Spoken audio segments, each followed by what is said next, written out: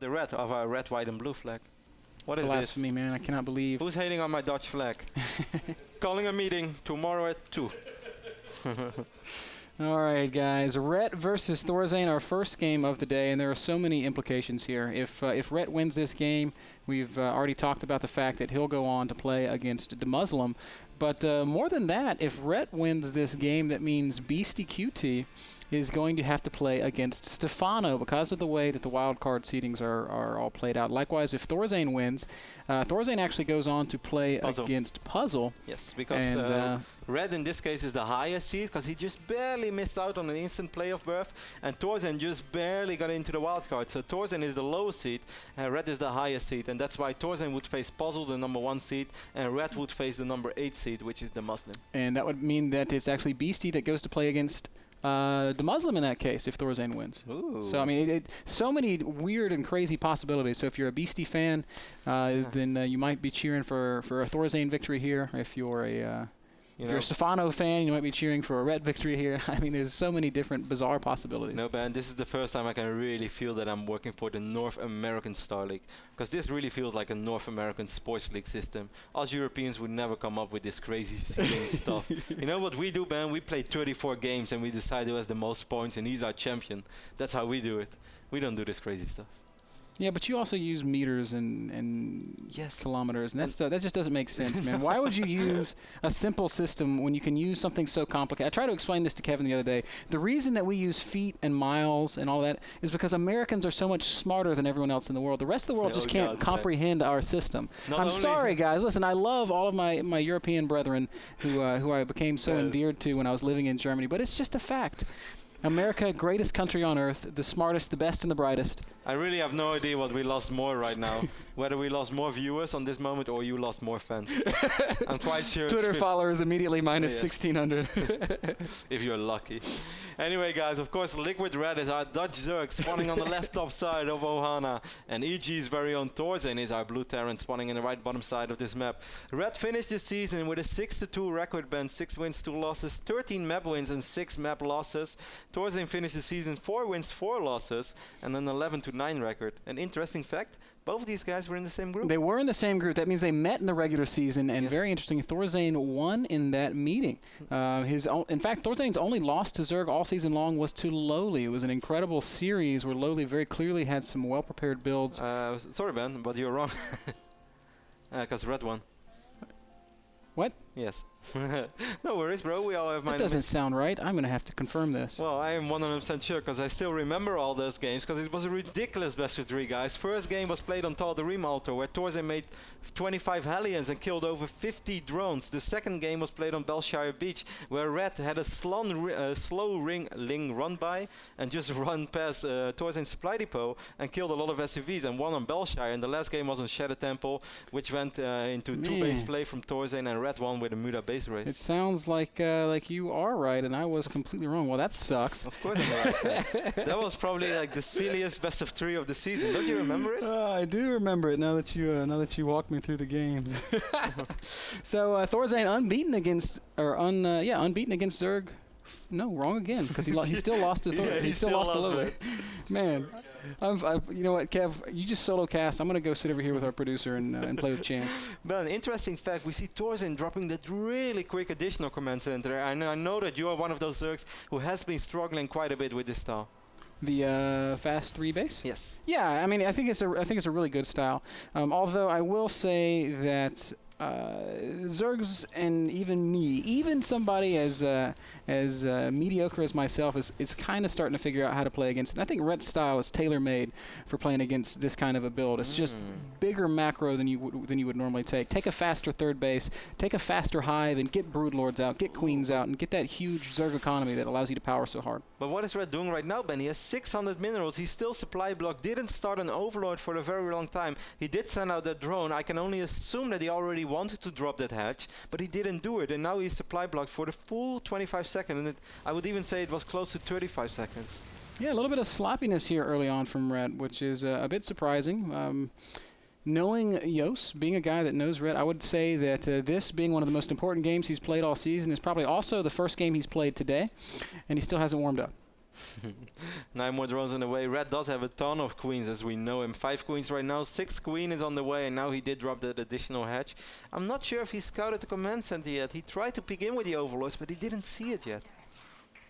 Yeah, it's a pretty good point. But what he does see right outside the back of Thorzain's natural is that Thorzain's only just now taken his 3rd gas.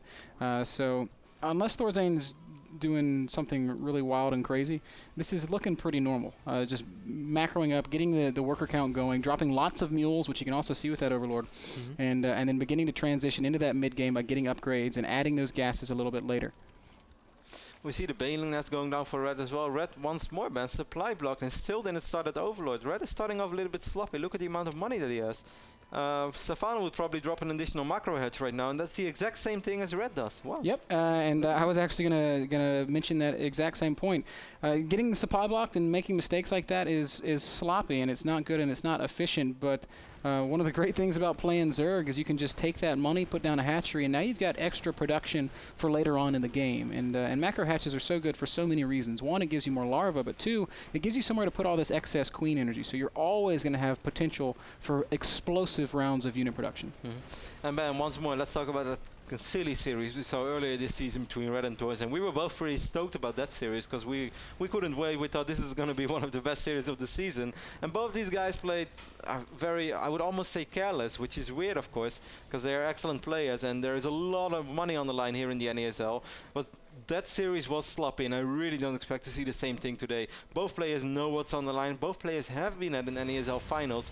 Red just barely missed out in Season 2, losing in the playoffs back then against TT1, and I know that he wasn't happy with that, so I can only imagine that he did do some homework for this one, and that we're going to see much better games as we saw earlier this season. That's yeah, I completely agree with that analysis there, Kev. And you mentioned him losing to TT1.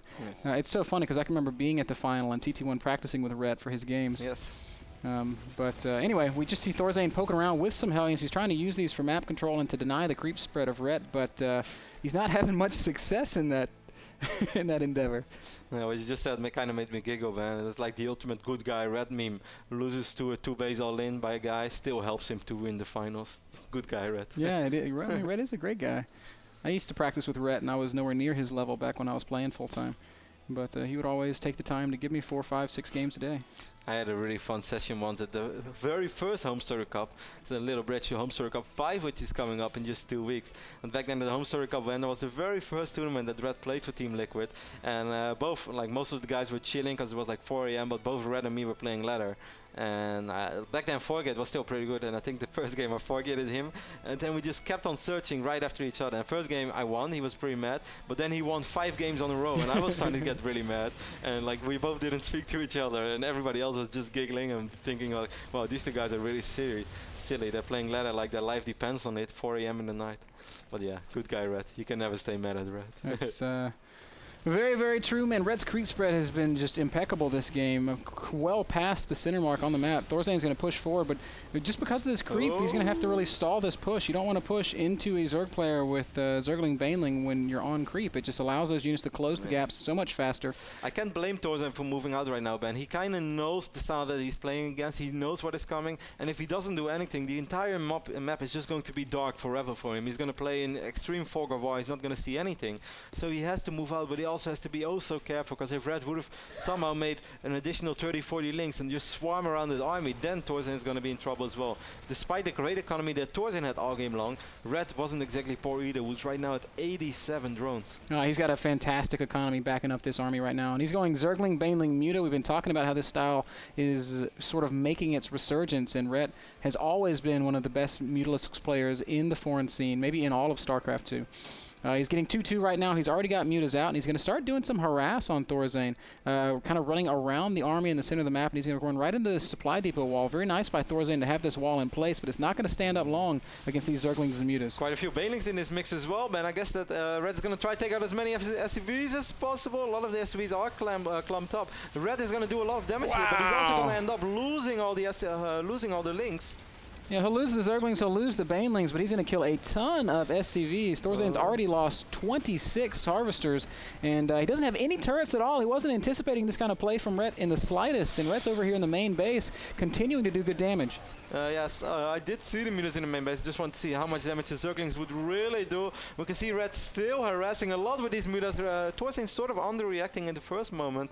Not enough Marines there. And let's take a look at units lost, or resources lost so far. It's kind of even, but considering the economic damage that Red has done now and the economy that Red has, I think Red was quite pleased with how it went. Ooh, and Red has reloaded. He's maxed out once again. Zerglings, Banelings, and Mutas. Oh my! And Thorzain, with not that many units out in the center of the map, is going to be forced to fight here. And Red's going to do good damage with this attack, killing a lot of Marines and tanks, and just crushing forward through the center of the map. Tanks are all going to fall, and Thorzain is looking absolutely overrun here in game number 1. Yeah, his supply is just plummeting. Only 111 left right now, despite 3-3 upgrades on the way. He's just not able to stabilize. I'm not even sure all of these depots are not raised, so that means that these Zerglings can just stream into the third base of Thorzain, who does still have quite a few Marines, but he's gonna have to split them. Ooh, good splitting, but does it really matter when there's this many Zerglings and Mutas in your base as well? More worker losses being incurred by Thorzain. He's not able to apply any counter pressure to Rhett and all, and Kev, this is just what happens when you let a player like Rhett go straight to 90 drones. Well, earlier this season we saw them play on Tal'Darim, man, and that's when Thorzain went for that sick amount of Hellions, where he killed 50 drones. Look at this tank, man. This tank is like spinning. I don't know if the tank thinks that he's winning or not, but you're not, man. Stop spinning around. Man, that was Billy. He thought he was in his new Camaro doing donuts up on the top of the ramp. Yellow Camaro. Yeah. Billy did not really realize what was happening around him, because the Sorge is coming and he was like, woo, just got a promotion! And then, of course, the Mutas flew in and put an end to that. Rhett streaming back into the third base of Thorzain once again. GG comes out. That was a pounding as Rhett takes game 1 in the most convincing fashion I've seen in a long time. Yeah, pretty much flawless play by Red. And that brings me back to the point that I was trying to bring up before we saw Billy making donuts on the supply depot.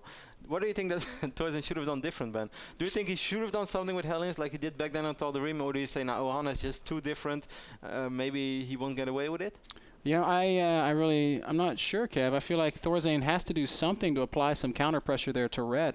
But his opening just didn't really allow for it, right? I mean, you can open like that and make lots and lots of Hellions, but maybe that's the best answer. But when you open up with that 3 command center style, it's what I was kind of saying. Zergs are starting to figure out what to do against it, and Rhett just punished it really hard because he played that big eco ZVT style that he loves so much. Or maybe something like we saw the Muslim do yesterday against the Red on Antigua, with Cloak Banshees on one side, some Hellion Run-bys on the other side. But yeah, bottom line is you probably do want to do something about it, because even if Zerg supply blocks itself once or twice, if they have those macro hatches, once his drone rotations really start kicking in, doesn't really matter how many orbitals you have. That's Zerg economy is going to be just as good. That's exactly right. Guys, that's game number 1, Thorzain versus Red. Game number 2 is going to be coming up in just a second. Stick around, lots more playoff wildcard action at the NASL after this.